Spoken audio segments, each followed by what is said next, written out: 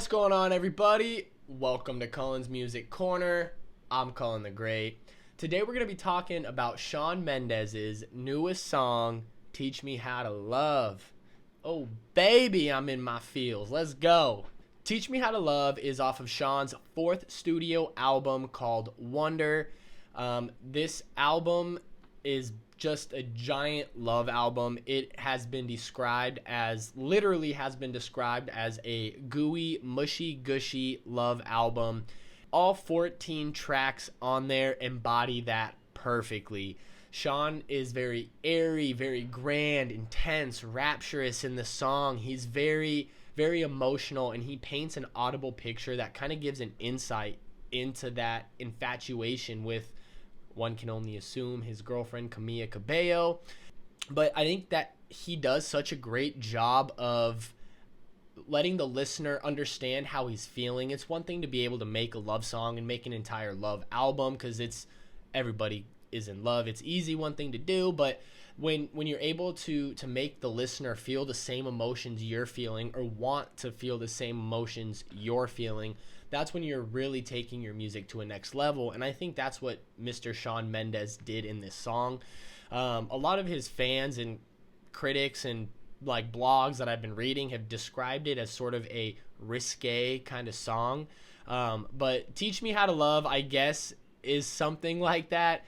It does embody the album perfectly. Every bit of critique in that gooey, mushy, gushy kind of deal is in this song, Teach Me How to Love. When I first turned it on, I'm not going to lie, I wasn't the biggest fan of it. It was kind of annoying to me, kind of whiny. The more I listened to it, the more I did actually enjoy it.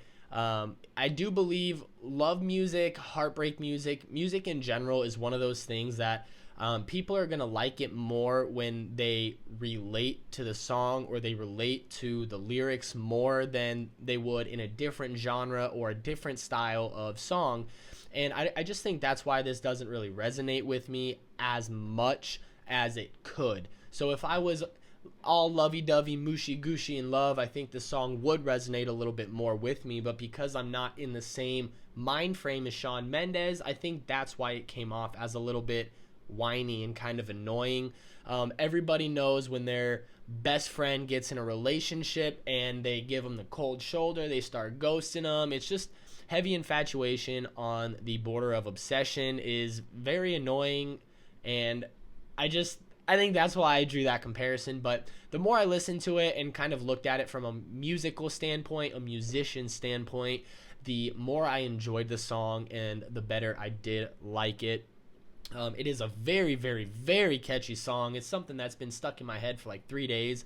I actually took notes to this song and tried to record a video to it when it actually first came out the day after it dropped, but I wasn't able to get a good video up, and I kind of revamped my notes a little bit. So I've been listening to it for a while, and it has just been stuck in my head. So I was really excited to finally be able to make the video and kind of actually talk about it. This song had a very heavy disco pop infused kind of feel to it. Anderson .Paak was a co-producer, I guess you could say, but he kind of helped with the drum and the drum pattern and kind of gave it that dance disco feel. Those kicks are real, kind of like a real dancey kind of kick, something that makes you want to just pump, pump, pump, pump. At the same time, the synthesizer is a little bit more of a funky sounding synth. Not like it sounds weird kind of funky, but like the genre funk, like, yeah, we're in the funk, man. That kind of funky feel to the synthesizer with those dancey kind of kicks.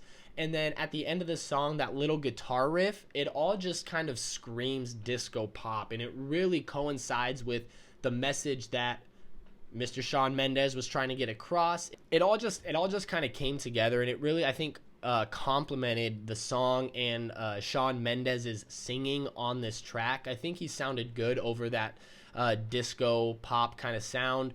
At first, I wasn't sold, but again, like I said, the more I listened to it, the better I liked it. At the end of the song, when you hear that little bridge pre-hook kind of thing, baby won't stop till you feel the rush. Ah, baby won't stop till you feel the rush. that's when I really, really feel that disco vibe to it. That's when it's real bouncy, real kind of just funky. You know, it's just funky at that point. And sort of a side note on that, I don't know if I know Shawn Mendes has quite the vocal range, but it did sound like there was a female singer in the song at the end of the track, doing sort of a few dubs, even on that Babe I Won't Stop Till You Feel the Rush kind of part. I can really hear it, and I don't think that is Shawn Mendes just hitting those high vocal notes. I do think there was a female singing on the track with him, and one can only assume it is his girlfriend, Camila Cabello. That's just me speculating things, but that's kind of what I think, is they were in the studio together. Obviously, she was a huge inspiration for this album, for this song, so why wouldn't she be there during the production process as well? And one thing I thought was kind of funny is, like, you hear during quarantine, a majority of couples are just going absolutely crazy, being with each other for so long, being forced to spend that much time together. But I just found it kind of funny that Camila Cabello and Shawn Mendes really kind of grew from that and were able to get a creative piece of work out of something where a majority of Americans were like at each other's throats. It only made them and their love stronger and more pure. So hopefully one day we all find something like that where you can be trapped with somebody for weeks on end and come up with art and be happy at the end of it and not at each other's throats. Yeah. Overall, I'm going to give the song a 7.5 out of 10. Not that I didn't like the song, but like I said, I'm not in the same mind frame as Shawn Mendes, so I don't relate to it as much. It did still have a little bit more of a whiny kind of feel to it to me, and the more I listened to it, the more I did like it, but at the same time, the more it emphasized that kind of whininess for me as well. So very well put together song. It was a beautiful work of art.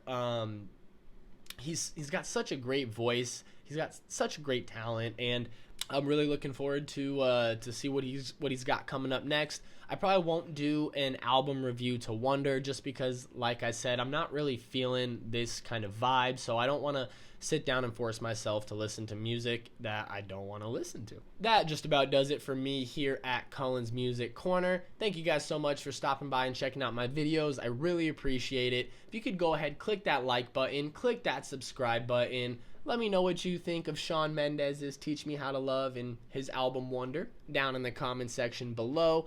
And hey, while you're at it, you might as well follow me on all of my social medias. You can find me on Twitter and Instagram under @CullenTheGreat_. You can find me on Facebook under Cullen The Great. And of course, me and all my dope ass music on your favorite streaming service under Cullen The Great. Thank you guys so much for stopping by. And until next time, peace.